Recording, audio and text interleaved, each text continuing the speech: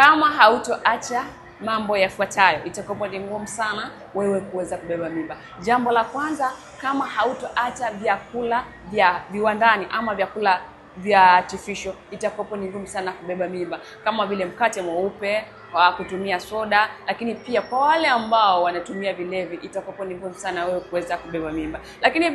Lakini pia kama hautopunguza msongo wa mawazo, unajua inaumiza, lakini inatakiwa urekebishe msongo wako wa mawazo, na ili homoni zako ziweze kukaa vizuri, ndio uweze kubeba mimba kwa haraka. Lakini pia changamoto ya maambukizi kwenye via vya uzazi inawezekana haikupi shida sana, lakini kama hautoitibia, itakuwa ni ngumu wewe kuweza kubeba mimba, kwa sababu huwa inaenda kusababisha mirija ya uzazi kuziba. Kwa hiyo utakuwa unatafuta mimba ili hali mirija yako ya uzazi inaziba.